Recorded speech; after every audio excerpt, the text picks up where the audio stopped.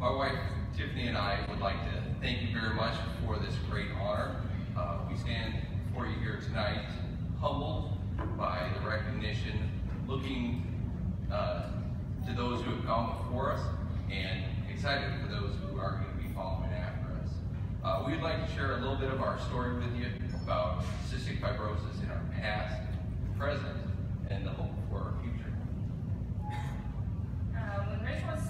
When I was pregnant with Rachel, we had a normal pregnancy, labor, and delivery. Within moments after her birth, we knew that something was wrong. The room became full of doctors and other medical staff, and we knew that, we didn't know what it was, but we knew something was wrong. It wasn't like the other two children that we had had previously.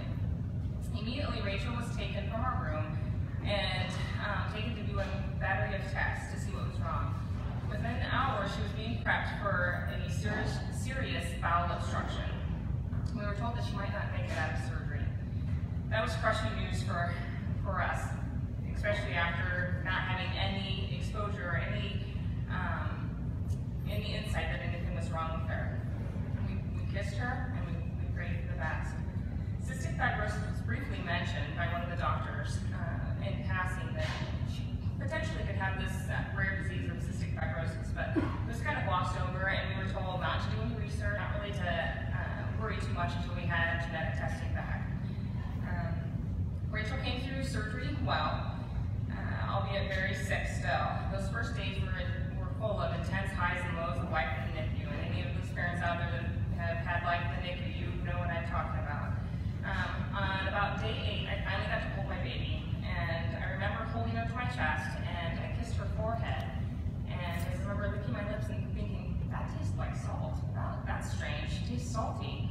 And it was the first time I began to wonder about this unknown disease of cystic fibrosis. The genetic test came back on day 10, and the neonatologist, when he walked in and told me his face was extremely grim and sober, and I remember him looking at me and delivering the news, and I looked at him with a very blank face, like, I don't know what cystic fibrosis is, and I remember asking him the question, well, I get to take my baby home? I was trying to ascertain at that moment how serious cystic fibrosis was. And I remember he said, yes, you should take her home. And I remember thinking to myself at that point, well, if we get to take her home, we'll deal with whatever cystic fibrosis has to throw at us, because I will have my baby. Strangely enough, the next day, day 11 of her life, she took a very critical turn for the worst. I was just talking with Dr. Samud about it just a minute ago, and how I didn't know what cystic fibrosis was, and I remember him asking me, how do you think your baby's doing? And I didn't know. I said, I don't know what cystic fibrosis is. I don't know how she's doing it. She seems fine, but I don't know. And I remember the empowering statement that he made to me at that moment is, you know your child better than anyone else will know her. You know her better than we know her. And that has stayed with me over the course of the last 10 years. As I said, that day she took a critical turn, and she was intubated immediately. She was put on the ECMO machine, and she was just really very ill that day. And we were praying through the night that she would make it. And that morning, the Omaha World Herald headline on the paper said, Nebraska approves cystic fibrosis testing for newborns. And I remember looking at that paper, and I was just kind of in awe, thinking, we didn't even know what this disease was just a short couple days prior. And here we were at her bedside, literally fighting for her very life and her very breath. And by God's grace, He used that paper to encourage my heart that there was a foundation, and there were people that were already waging war on this awful disease. And that if we could just make enough people aware of this disease, then maybe my daughter had a fighting chance. Well, after 36 days in the NICU, we were finally able to bring Rachel home, along with all the components and everything that goes along with cystic fibrosis. Now, I saw some of the procedures done up there in the NICU, but not as much as Tiffany.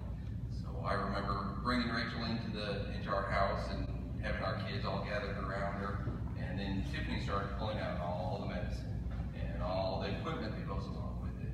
And I was so overwhelmed at that moment, just what laid ahead of us. For the first year of Rachel's life, we did 4 treatments a day, each of which took at least an hour. We struggled with wrapping our heads around what cystic fibrosis always being on our guard for people who are coughing or smoking, the constant use of hand sanitizers, and washing our hands. Tiffany also did a lot of research of cystic fibrosis, and also enjoyed reading medical journals and research papers. Which the doctors probably can still attest to, because she always brought her tough questions at her quarterly appointments there. So, moving into the present, Rachel still does 2 treatments a day on her healthy days. Let me tell you a crazy fact that we actually came up with here the other night. We determined that out of Rachel's 10 years that she's been alive, she's been hooked up to a machine to try and keep her lungs healthy for an equivalent of 24 hours a day, 7 days a week, for a total of 11 months out of her 10 years. It's an astounding fact here that we just have to do. Rachel also takes around 60 medications a day, all the while trying to be a healthy kid, going to school and different activities. She enjoys gymnastics and playing with siblings and friends. As parents, we never know what each week holds, whether it's health or illness. We constantly push her to eat more food because we know that the more weight that she gains and stuff, it can be critical to her lung development. As a father, my primary job is to protect my family, to protect my kids. And it's heartbreaking to know that there's nothing that I can do to protect Rachel from cystic fibrosis. It's totally out of my control. CF has taught us many lessons. One being to cherish each day. We're not promised tomorrow, and so today is a gift. It has caused us to heavenly rely on the Lord for strength. Rachel's spirit and her faith has grown as well. Rachel's about the most cheerful child that you will ever meet. She wakes up every morning with a huge smile. I've never seen a kid that has done that, but she wakes up with a smile ready to start the day. She giggles and you can't help but join in. She's a beautiful child. But she's a child.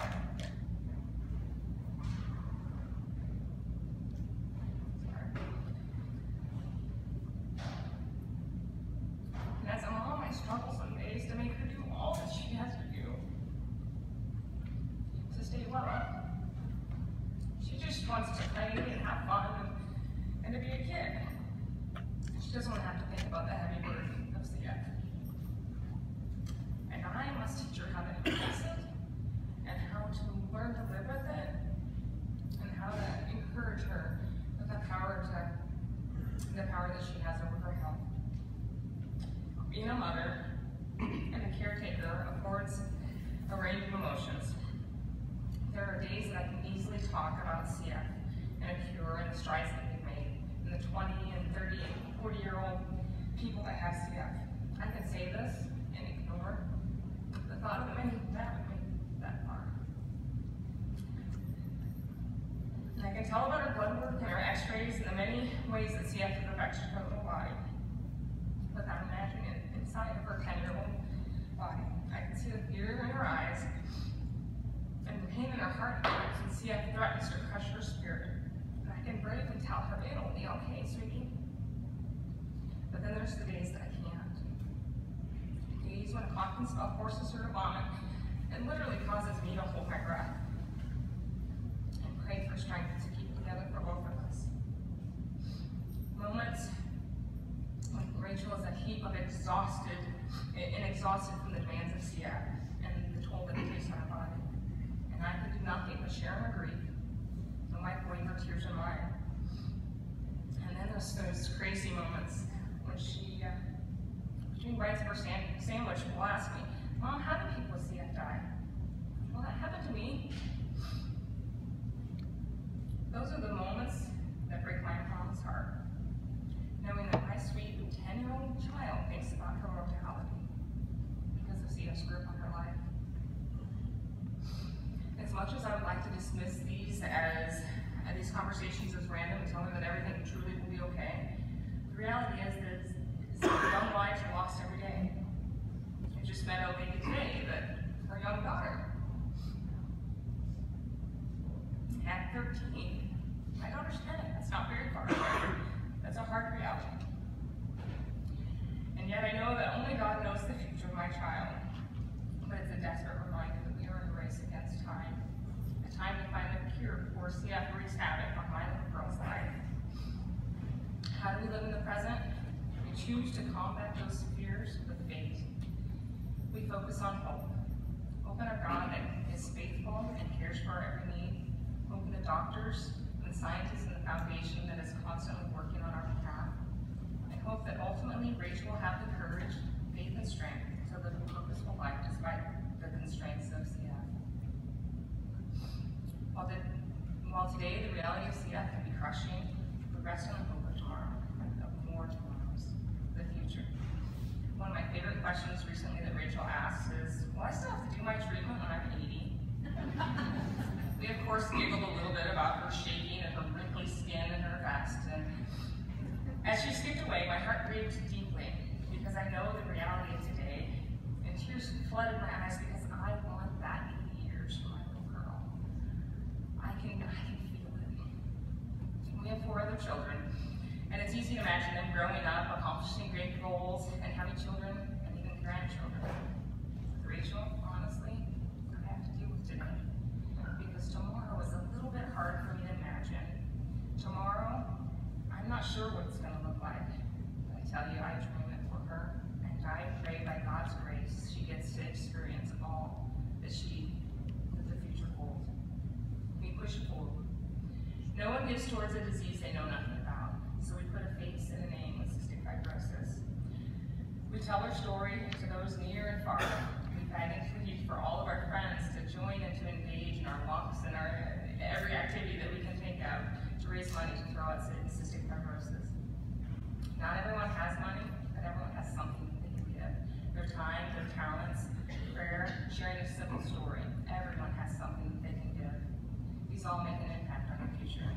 In the meantime, we look forward to more time, more good days than bad, and more time to see her experience the best of life. And most of all, that we pray that she has the strength to hold Jesus. The Cystic Fibrosis Foundation is fighting for a cure for Rachel, for my Rachel, and for the 70,000 other people around the world just like her. The cure is close for a majority of those in this battle. I dream of freedom from hours a day with the treatments, freedom from dozens of pills each and every day, freedom from weeks every year in the hospital, freedom from lung transplants, freedom to live a long life. I would like you to take a moment here and just think of a loved one that you have lost. Mentally write that person's name on your hand. Let me ask you, would you rather have more days or more dollars with this person? Due to the reality of cystic fibrosis, the past and the present has already begun writing Rachel's name on my hand. But there is hope. There is hope that I won't have to finish writing her name on my hand, because we are so close to a cure. So come, join with us, join with Cystic Fibrosis Foundation in finding a cure. Get the word out there that we are close to a cure. Invest your time, your talents, and your resources, as my wife said. Your investment does make a difference in finding this cure. Your investment does make a difference in the 70,000 other people who are daily fighting against cystic fibrosis. Your investment